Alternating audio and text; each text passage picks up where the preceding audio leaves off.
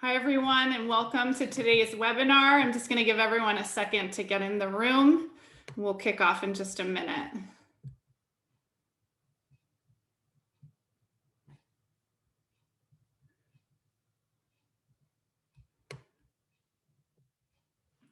Thanks for joining us, everyone. I'm thrilled to welcome you today. We're going to have a conversation about enriched analytics and how you can use information to help you find your perfect donor, hosted to you by the Combined Arms Institute with our special guest speaker today, Shawn Olds, who's the CEO of boodleAI. Just if you have insights that you want to share, please don't hesitate to tag us on social media. We're on all the channels, and we love to hear what you find interesting so that we can retweet and share with the ecosystem of support.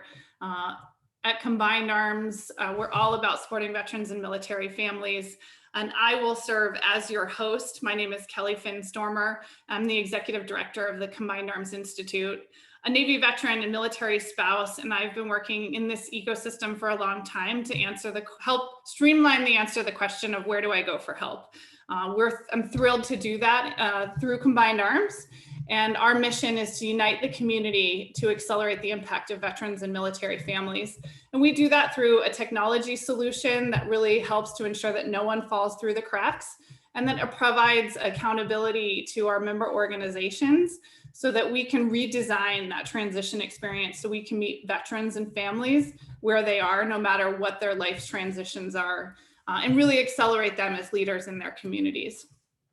As the Combined Arms Institute, we're all about maximizing the impact of our veteran serving community, and we do that by supporting our member organizations through professional development, arming you with policy and research information that can really help to support veterans and families in the communities where they live, as well as through our collaboration communities. We want to make sure that we're sharing best practices and relevant information that helps to make you more efficient at serving veterans and families where they are. One thing I want to make a note of, that we are working hard to update the Combined Arms Institute website, which is linked on the combinedarms.us homepage. Here you're going to find this grid, which we've been actively updating, and where you'll find more information about some of what we're talking about today in the fundraising resources category. I also want to call attention that we do have a grant map that's live with about $4 billion of historical grant data in a partnership with Candid. That's all information about the U.S. veterans and military families funding map. So please check that out on the Combined Arms website. And if you need more information, you can find all of these great programs that we have available for the entire veteran serving community, not just our member organization portfolio. But we're always looking for new opportunities to collaborate with other organizations so that we can serve veterans and families the best way we can in the communities where they live. Couple of upcoming events that we have. I just want to mention that this month is Black Philanthropy Month. We have a partnership with Fundraising Academy, and they are hosting next week a cause chat with Black fundraising professionals. I encourage you all to register for that and understand kind of the background there, and just get some insights into what's happening in that sector. And then, of course, August 14th, we have Navajo Code Talkers Day. What a great way to celebrate our Native Americans that have really were a pillar to the founding of our nation, and just so grateful for them. So make sure you get that on your social media calendars.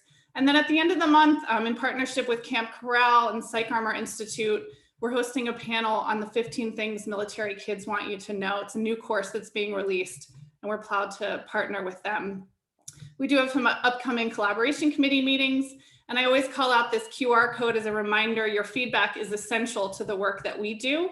So please, at the end of this, we have that QR code. That's just a quick survey, takes 2 minutes, on what you think about this webinar and how we can continue to partner with you and support you going forward. But today I am thrilled to introduce Shawn Olds. Shawn, it's great to be with you today. Thank you for joining us. He is an absolute professional and data and tech nerd. That's how I'm going to describe you. Overall, you can see his incredible bio here on the screen.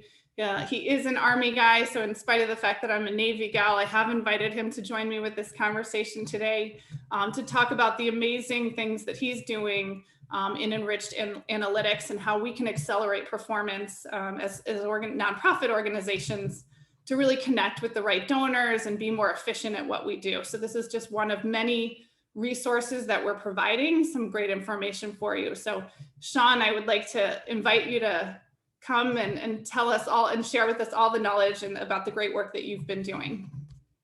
Kelly, thank you so much for having me. And it's one team, right? The only thing I didn't like about the Navy and the Air Force was they seem to be able to accentuate my ability to get seasick and airsick. But aside from that, it's one team, one fight. But thank you so much for the opportunity. Thank you everyone for joining today. I would ask, please put questions in the chat. Happy to be interrupted as we go through this rather than this just be kind of me lecturing. I like to think that AI and machine learning is fun, but as Kelly said, I am a bit of a nerd, so I may find things that are fun that other people don't. But what we really wanted to do was look at how do you find those perfect donors. And I have spent, as quick background, in addition to my military time and my private sector time, I spent 30 years now working on nonprofit boards. Literally the day I graduated college, I went onto my first nonprofit board that was focused on youth education. And then, of course, over the years have worked on a variety of veteran service organizations. And what I found, especially when you're dealing with organizations that are under, say, $5 million a year in funds raised, is that you get a lot of organizations that they're not so worried about the perfect donor as they are a donor, just trying to get someone in the door. And so they don't necessarily spend a lot of time really perfecting what they're doing and really honing in, which can make them very inefficient at times. Kelly, can we go to the next slide, please? So it's no secret that donations are the lifeblood of an organization. It's how you survive. It's how you keep things going forward. As a board member for 30 years, nothing has been more frustrating to me, though, than to watch organizations spend more time fundraising than they do focused on their mission. And that was really the genesis of Boodle, and why my co-founder and I got into this is we both served on nonprofit boards.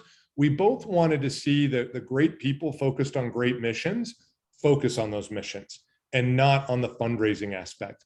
And there's so many ways that technology can do that. If you want to look over the past 18 months at how you kind of make lemonade out of lemons, I would argue that the nonprofit community has accelerated more around the technology adoption curve in the past year than they did in the past decade.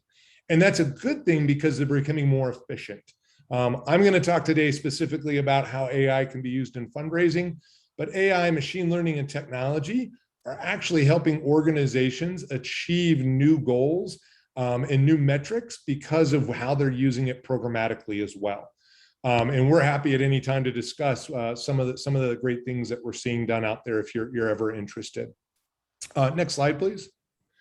So as you go through and you're trying to figure out how do I get those donors, what have we typically done? Well, you look at, who should I be targeting?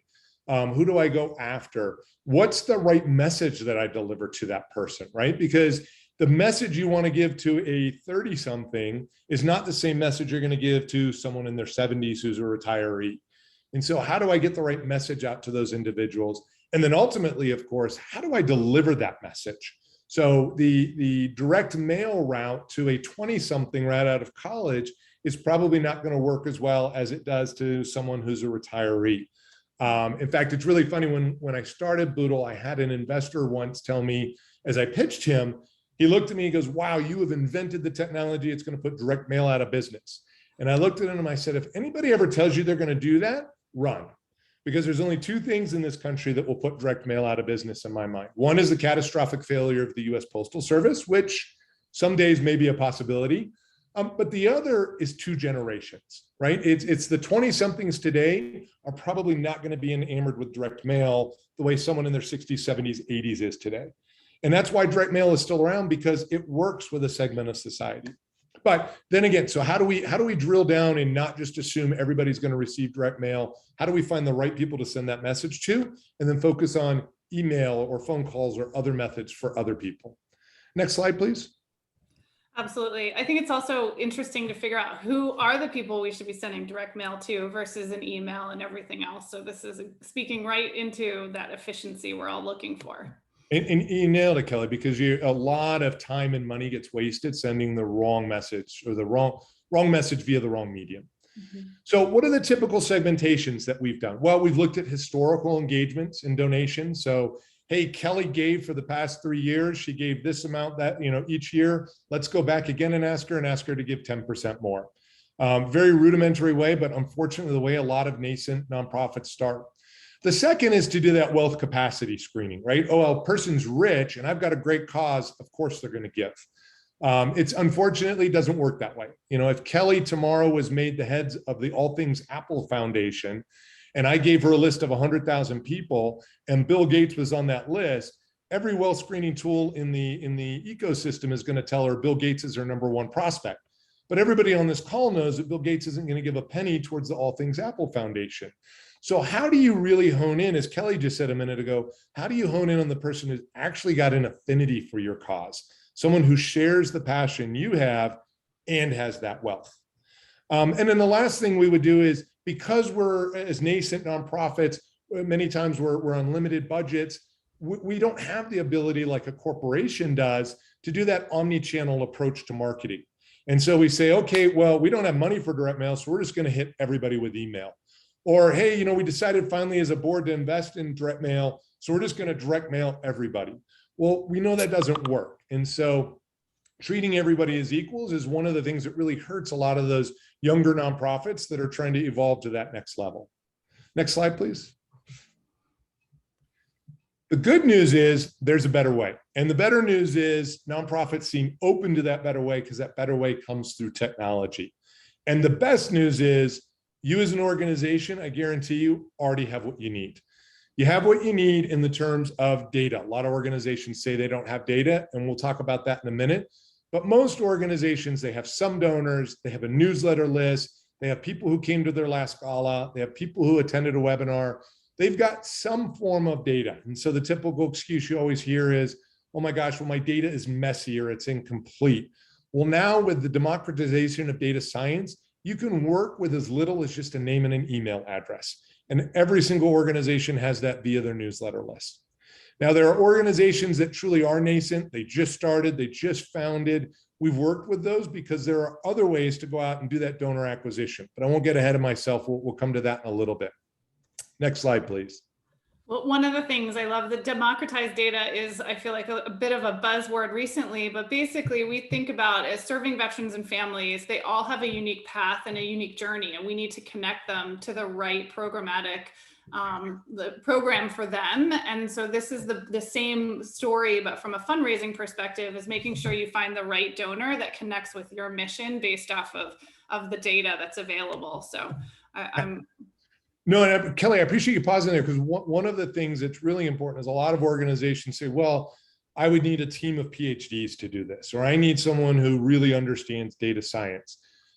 I got, 28 people on this call. I would, bet a Starbucks latte that there aren't many people on this call who can walk me through how video over IP works, or how just video works. We didn't need any of that because someone went out and democratized video over IP for everybody. All you had to do was click on a button to get on the call. Now there are technology platforms out there that allow you to leverage the power of machine learning, AI, and data science without having to understand the fundamentals behind it. You need to be able to focus on what you do day to day, leverage the tools to get there, and move forward. So what do we work with? How does it work? How does it make it easy? Well, as I mentioned, we work with as little as a name and an email address. And then that allows us to bring in a lot of other information. So we don't realize it in our daily lives, but we give off a lot of what's called digital exhaust. As you wander around with your iPhone, Apple is capturing where you're at. As you purchase things, all of that information is going places. And if you can aggregate that information as third-party data, it starts to give you some really deep insights about people you knew very little about. I mean, if you think about it, what do you really know about your donors that you don't have a close relationship with? You know their name, you know their email address, you know how much they donated, you might know some events they attended, but there's not much else you necessarily know about them. And it's hard with a limited team to really delve down. This power allows you to get there and understand that more fully. And what it really allows you to do, I'll give you some neat use cases we've been able to do.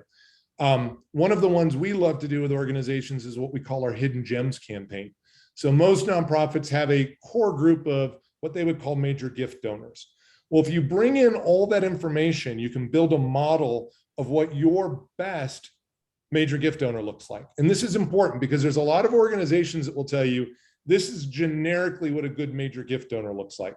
But you really don't know, is that a good major gift donor for cancer? Is it the best major gift donor for exploited children? Is it the best major gift donor for a veteran organization? Now, by taking your donors, enriching them with this information, you can build a model, and you may hear me use the term guide-on. We call our proprietary models guide-ons. You can build a guide-on that is specific to your organization. And so we did this with Charity Navigator. They gave us their 800 plus high net worth donors that they had. We built a model. We then overlaid that model on everyone who had ever donated $100 or less. We were able to proffer up a few names, and one of the first phone calls they made, the individual made a $20,000 donation. The only thing they were upset about was that person had been donating $100 a year for 8 years. So they'd missed out on 8 years of $20,000. One of the other big areas you can do, again, with just a name and an email address, is the savings you can do on direct mail pieces. A lot of organizations are doing donor acquisition through direct mail. And the industry standard right now, statistic is that only 1% return will come from that. Now, people do it because it puts some new donors in, it allows you to cultivate them, it allows you to grow them, I get that. But wouldn't it be great to do that and not waste the printing and postage on the other 99%? So we've been able to leverage the organization's own data and allow them to save anywhere from 40 to 80% on their printing and postage costs, and still get the same results in terms of their donor acquisition. And then the other areas you see is just in general donor acquisition, being able to see higher conversion rates because you're able to get the right message out, because now you understand the persona of the people you're talking to. So we had one organization that just was convinced, based on people they talked to, the more they interacted with their donors, that the donor they were speaking to were married men over the age of 50.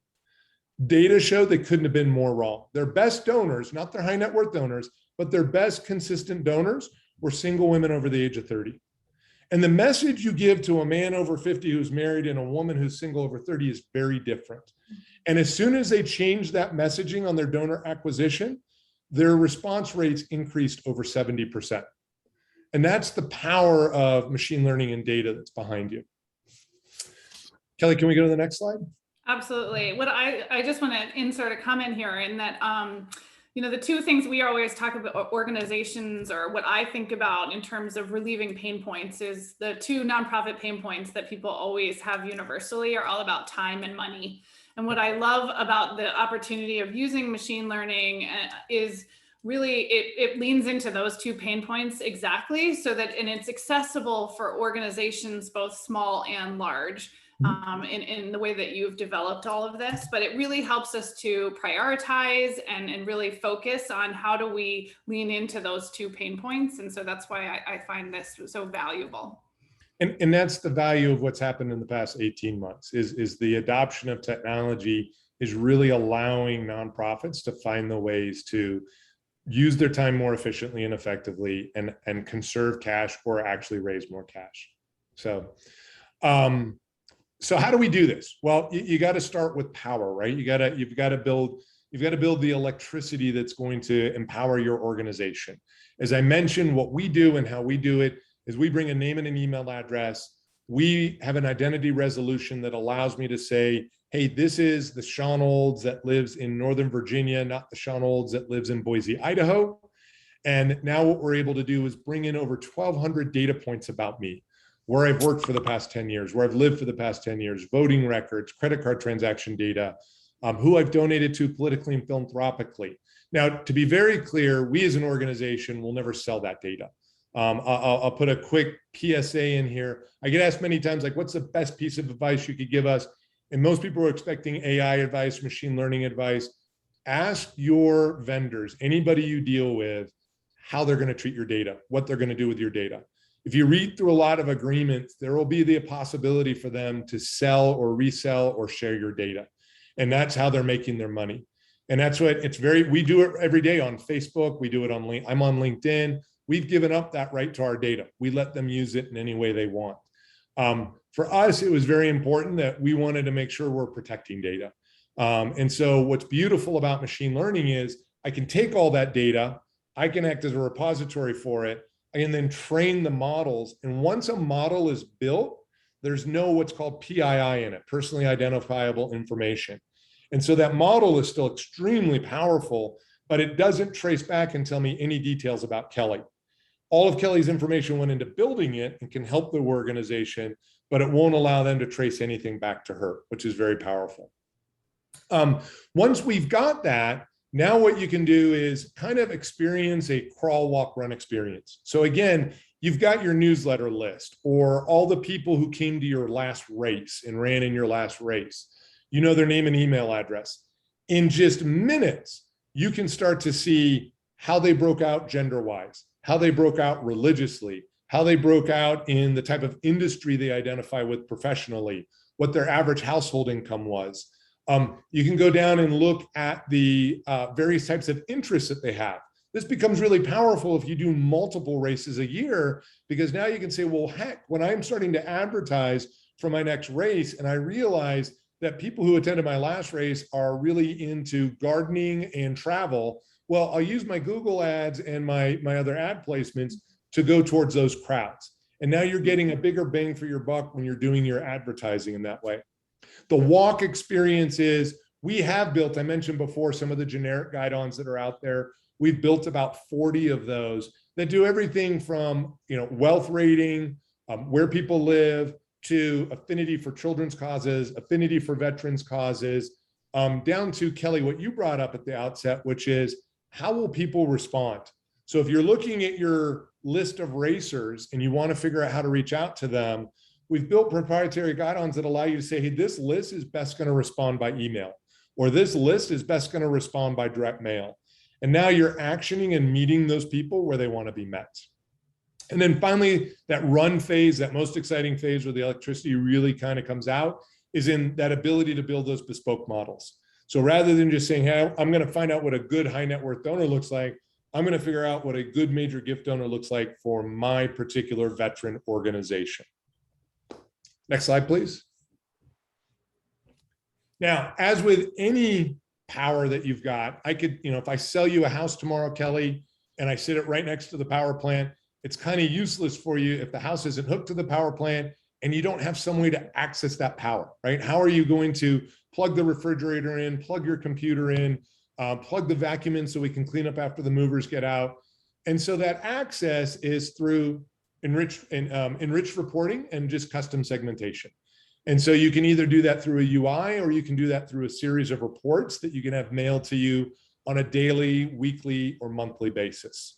Now, what's really important is, all right, great. So I have all this information. I have a much better picture of who my primary donor is, who my emerging donors are. That's wonderful. What do I do now? Well, now you action it. And what's wonderful is you can action it in all the ways that you're used to. As an organization, you're probably already doing email. You're probably already doing direct mail. You're probably already using social. Now you use all of this, and instead of doing that, what we talked about at the outset, hey, everybody gets the same treatment. Now we can take 20% of our donors and only send emails to them. We can take another 10%, only send direct mail. And now your team's able to get a lot more efficient and effective. And to your point, Kelly, spend less dollars for either the same or better result. Next step, please. Now, Kelly, I mentioned to you, we would talk a little bit about what could you do if you're one of those new organizations, you're looking for donor acquisition, or you're a more robust organization that just wants to continue donor acquisition.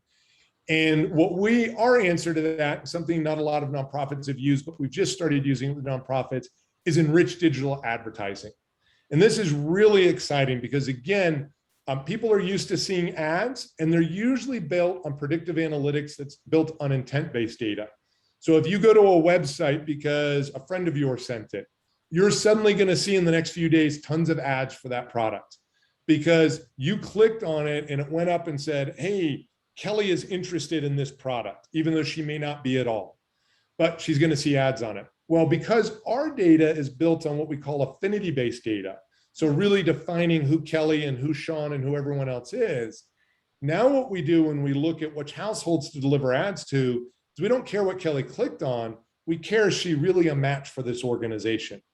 And now you as an organization are able to reach out straight into Kelly's house and appear on her phone, on her iPad, in her ESPN web browser, in her news web browser for 30, 60, 90 days and get in front of her. And if we're right, and she meets that right affinity, that's going to be a lot more powerful than the same cost for one direct mail piece in that same 90 days per se.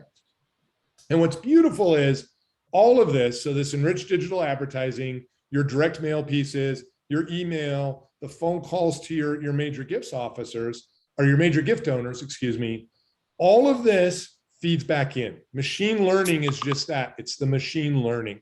And so as you feed all that information back into the power plant, it's going to start churning up new information, new insights, and really refining it.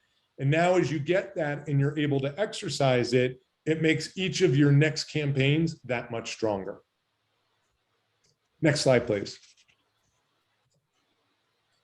And so this is just the enriched household advertising I talked about with you, where you're taking those enriched segments and you're applying it to a geography, a certain set of households that you may want to target. And again, rather than just blanketing all of them, going after the ones that are most likely to have an affinity towards your cause with just simple ads, whether they're banner ads, over-the-top ads, TV ads, or video ads that may come up. Next slide, please. And what's really nice is you can really start to narrow down, and you can, what's fun about machine learning is as you develop your segments in your own bespoke models, you can start to overlay them on top of each other. So let's say you're getting ready to do one of your big galas and you know it's in Washington, DC, and you want to target the zip codes around that area. Well, you could say, okay, here's the 500,000 people. I'm not going to target all 500,000 people. So let's first overlay only people who have a certain giving capacity. And so let's say out of the 500,000, you've now gotten it down to about 50,000 people. Now, then what you can do is say, I'm going to take my bespoke model of what looks like my best donor. I'm going to overlay it on top of that. Now you may be down to a few thousand households. And if there are other things you want to target, maybe, hey, I want to overlay an affinity towards veterans causes. You can do that and get it down to maybe, 1,000 or so households, and really narrow it down as close as you want to get that really targeted list for your next gala. Next slide, please.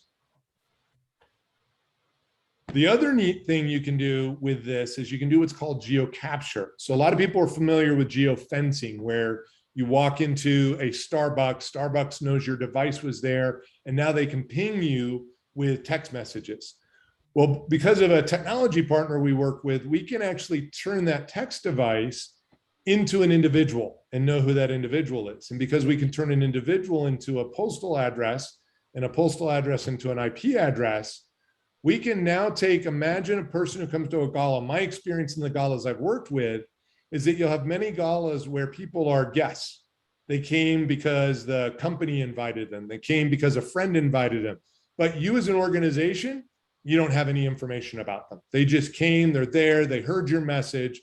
Imagine that very next morning, if they look like your current donors, when they have a cup of coffee in front of them and they're looking at their ESPN sports page, your logo pops up with an ad about your organization. It's going to be top of mind for them because they just got back from your gala. And for the next 30 days, you could appear as well. That's a great way to be able to follow up with post-event attendees, or just individuals who've attended similar events, things like that. Next slide, please. And the last thing I'll leave with, or I'll end with, and then open it up to questions is, always monitor what's going on in technology. Part of what's going on in the ecosystem right now is a lot of things that some nonprofits who were a little bit more technology forward relied on are going away. I'm sure many of you have at least seen in the news that cookies and pixels are going away. Google announced that cookies will be gone as of 2023. So Kelly, when you log onto that web page, you won't get inundated with those ads anymore once cookies go away, because cookies are the ones that are tracking, telling advertisers, Kelly was here, go after this. The pixels, which allow people to track if Kelly clicked on a link and then made a buy, that it came through, that was done by pixels, that tracking. Well, that's going away too. And so a lot of organizations that have relied on this data to understand how their money is being spent, are they getting a return on investment? Was this the right way to reach out to their potential donors, are going to lose those insights. And so there are other technologies out there like ours that don't require cookies and pixels, and that can be very important. The data control, as I said, and I'll say it again, and I like to say it in every public forum I can, just really grind your vendors on, what are you doing with my data? If they are allowed to sell or share it, find another vendor. I sit on a couple of nonprofit boards. I feel like my organizations, I have a fiduciary responsibility to make sure that our donors and their data is being taken care of. And there are many organizations out there who feel that same way and will work with you to make sure that your data is tightly controlled and protected. And then finally, we're seeing an increase in spiking costs. I mean, we are a for-profit company. I see this in my own advertising. When I do Google ads, heaven forbid someone wants the same word I want, because that cost for that word now is going to go up.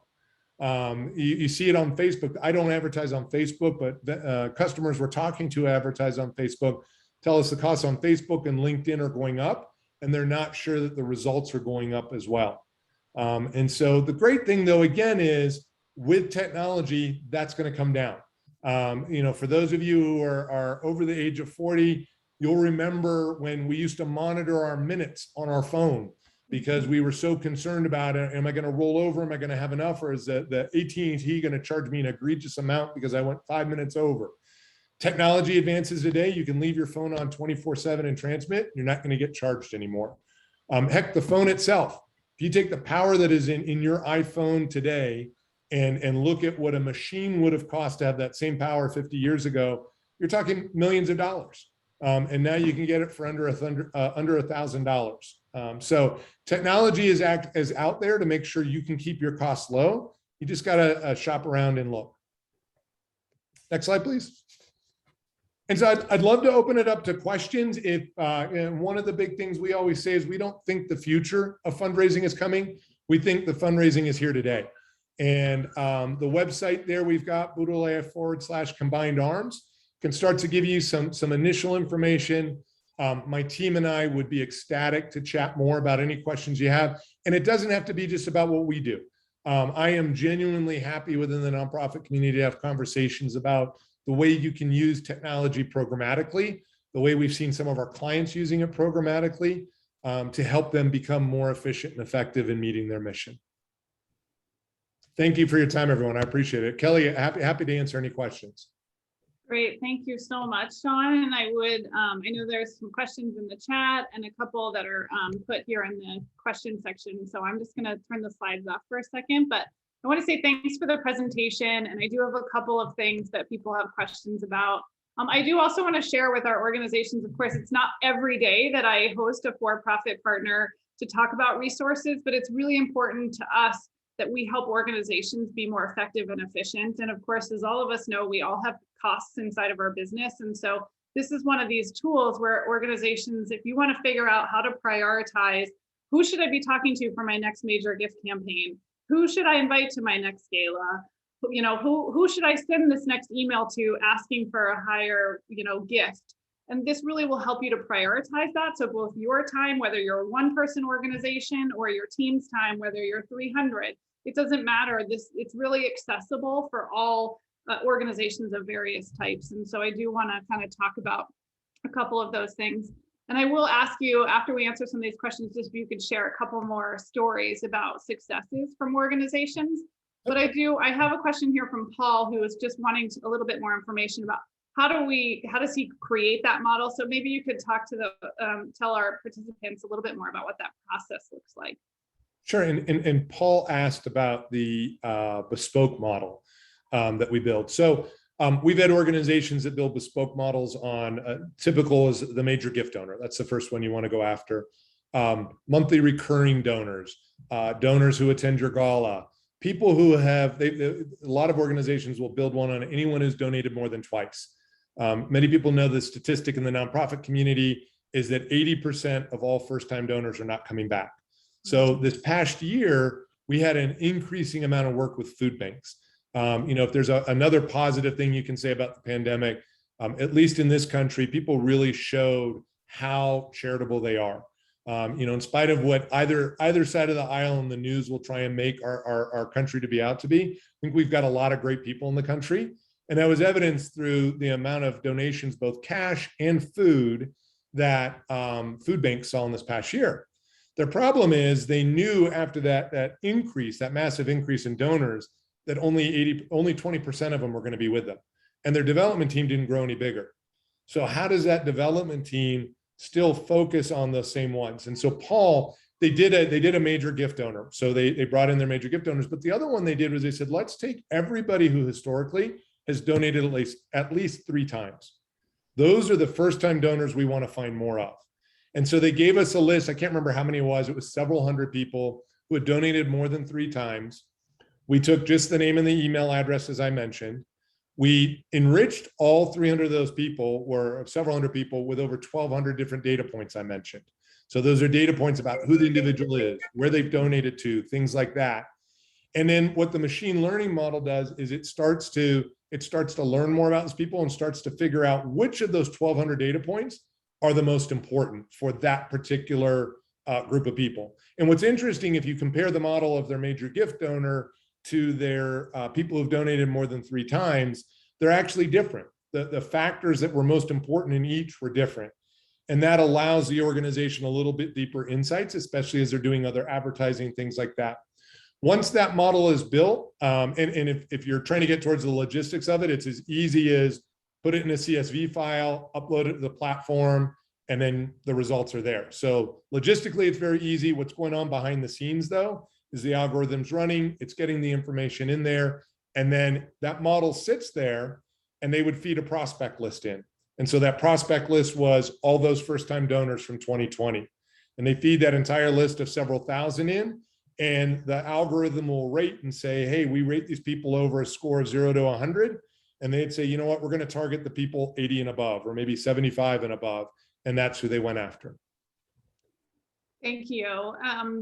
Let us know if that answered your question, Paul, or if we can provide more information. We could certainly get that to you. One question actually, which, as I know we're talking about it from a fundraising perspective, but that came in from Rich. And I'm curious how you would respond to this, Shawn, is, a lot of organizations are looking for new clients and individuals to serve.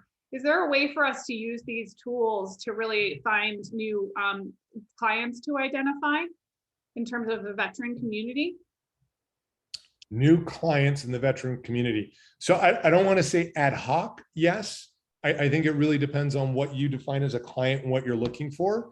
If you're trying to, in full admission, one area that one type of nonprofit we've not done super well with, or had, the kind of outstanding results we have in other areas, are health-related ones.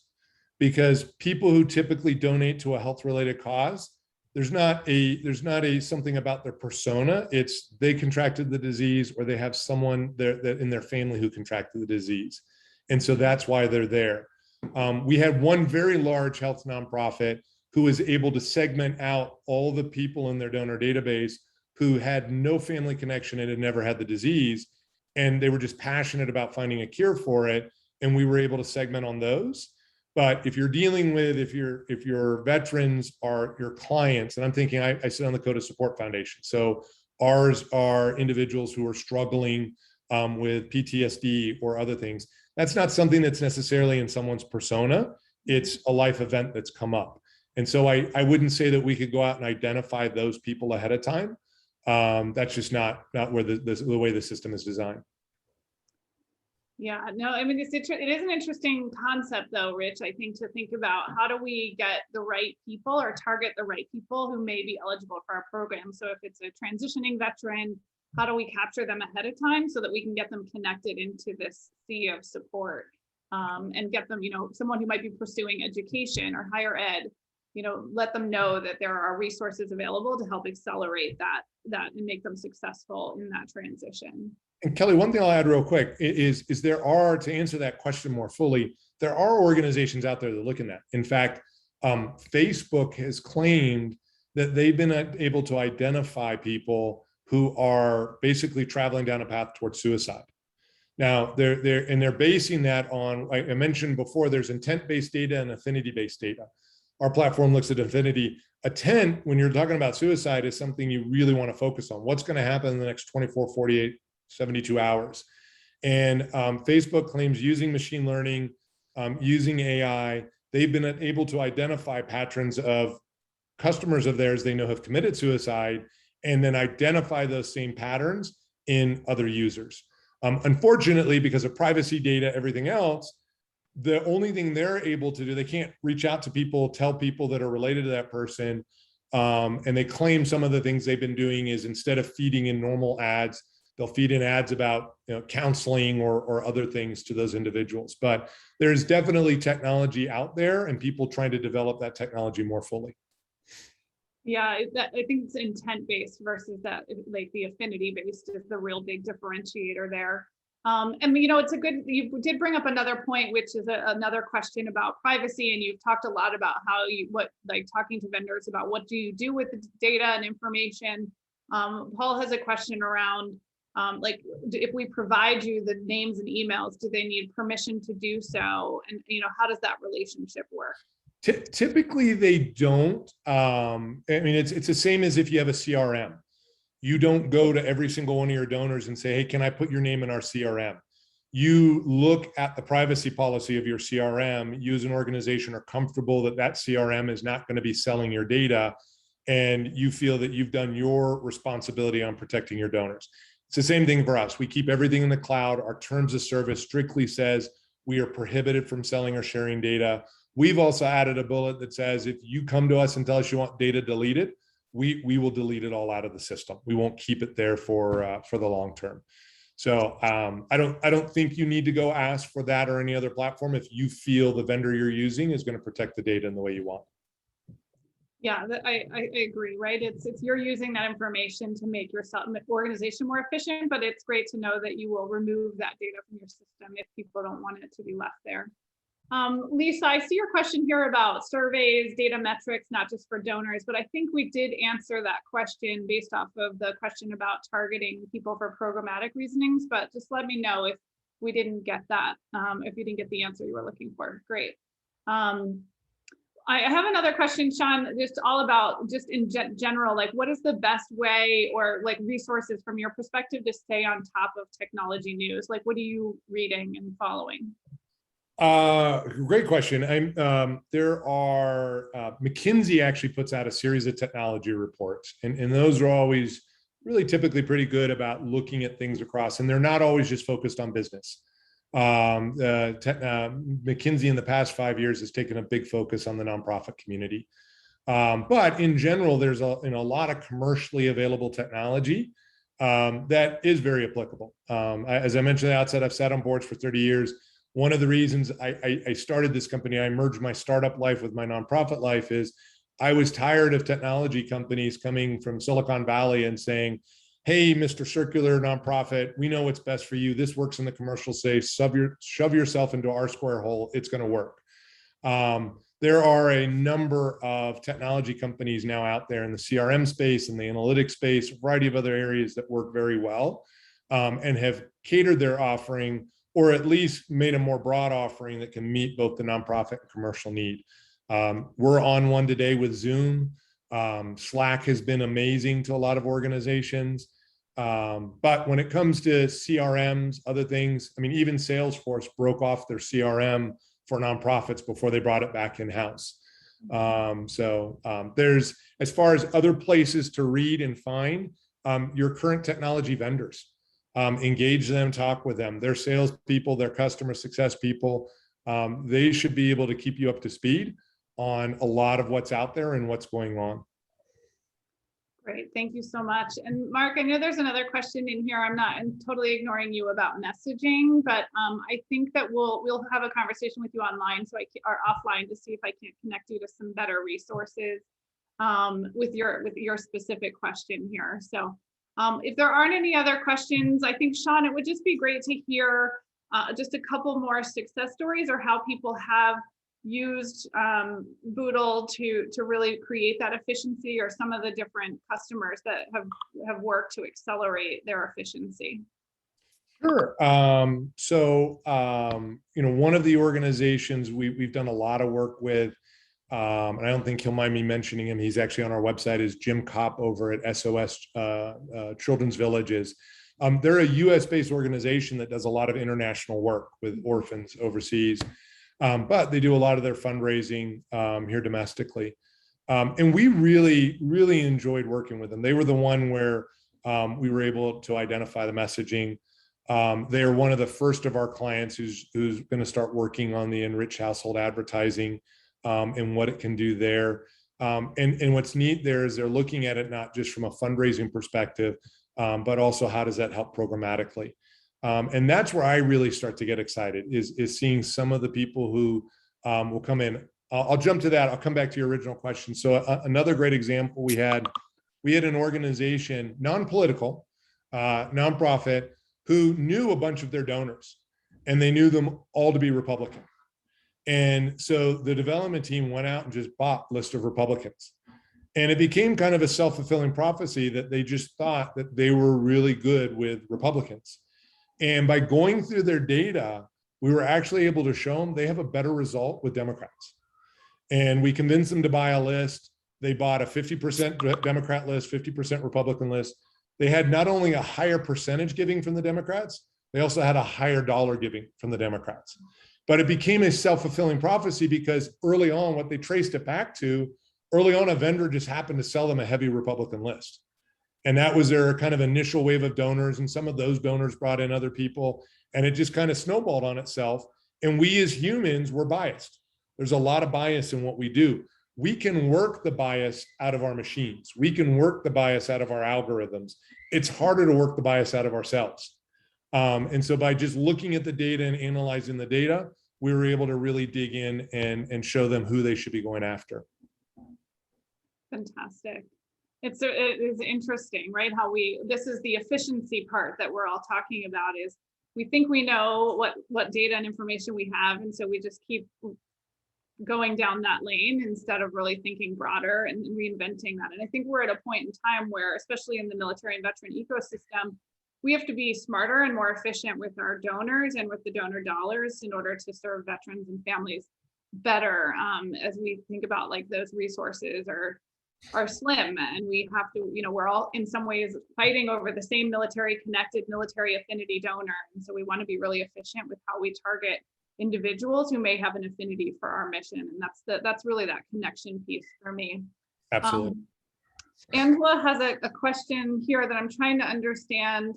How to build relationships with donors in an assisted living retirement community. So my legacy donors, retirement distributions during COVID. Oh yeah, so no in-person meetings, no technology. And I would just answer this as, in some ways you can use the machine, Enriched Analytics, to figure out your direct mail campaign and to really target the community or those individuals that you would want to make the ask to or send your collateral to that might invest in your mission. I don't know if you have any other better way to explain that, Shawn, but that's kind of my reaction. No, you nailed it, Kelly. I mean, the ability just to figure out as you sit in your living room, your kitchen, having to work from home and talk to people who are sitting in their living room and kitchen, how do you do that most appropriately, and what message do you do it with? It's funny to me. I was talking to an executive director last week. If 2 years ago, an executive director was walking through their office, because everyone was in offices, and they were walking through their office and saw their major gifts officer trying to solicit a major gift donation over Zoom, they would have fired that major gift officer. Because what we did 2 years ago was we went out to dinner, we had a long dinner, we made our pitch, and we asked for the donation. What's ironic is I get to talk to a lot of major gift donors, and they're really excited by what has happened with the pandemic, because before, from their perspective, they had to spend half an hour getting ready. They had to drive 30 to 60 minutes, depending on traffic. They sat through the long dinner that they ended up paying for. And then they had to drive half an hour to an hour home. And now, and they still wrote the check. And now the major gift donor takes 30 minutes of their day on Zoom. They can wear a pair of shorts and a nice shirt on the call. They can still write the check, and they're getting 3 to 4 hours back in their day. Absolutely. And they know you're going to make an ask. I mean, right? People they know what you're coming for. They want to have a conversation. But what this does is it really allows you to connect to someone that already might have that affinity, again, towards your mission. And so you're already like pre-matched, right? To make sure that you're having an effective conversation. So it's just up to you to deliver your speech or your pitch, and then make the ask, right? That's one of the most important things, is you do have to have that conversation. Angela, there are some other conversations, of course. It's got to be a little bit harder, but when they don't have email, but I do know that there are ways to have conversations virtually through Zoom and set up some of those other meetings. And so that would be the best thing, especially for the health and safety of our seniors at this point in time. It's just the best and most efficient way, as Shawn said, for everyone's time. In some ways, it's virtual coffee is the best way to go. So we recommend that. Well, as we're coming close to the top of the hour, Shawn, I do want to just give an opportunity, as I know Paul asked the question, if somebody wanted to take a next step, like what would that look like? And what does kind of working with boodleAI look like in terms of cost and scope? Sure. Could I take 60 seconds? Kelly, you're familiar with it, but it might benefit some of the organizations. Can I talk about our 5, 4, 3, 2, 1 pledge? Sure. Real quick. So our organization, it's founded by 2 individuals, as I mentioned, who came out of the military, have spent a lot of time with nonprofits. Very early on, I got introduced to the team over at the 1% Pledge. For those of you who don't know, it's an organization started out by, I believe, Mark Benioff, to get startup companies to commit to either 1% of their profits, 1% of their time, or 1% of their equity to go to the nonprofit community. And when France and I took that information back, we said, this is great. It's a wonderful, but we want to do more at Boodle. We're really committed. And so we created, and every new team member who gets interviewed has to commit to holding to this, is we have our 5, 4, 3, 2, 1 pledge. So 5% of all of our profits go back into our corporate DAF and then get donated back out to the nonprofit community. 4 times a year, we will do webinars or pro tips that are based on things that our community wants. So it has nothing to do with AI machine learning, but we hear what our community wants. Our team has pretty good networks. We reach out, we grab the experts in, we put the webinar or just the quick videos together, and then put them on our website. You can see some of the ones that have been done in the past.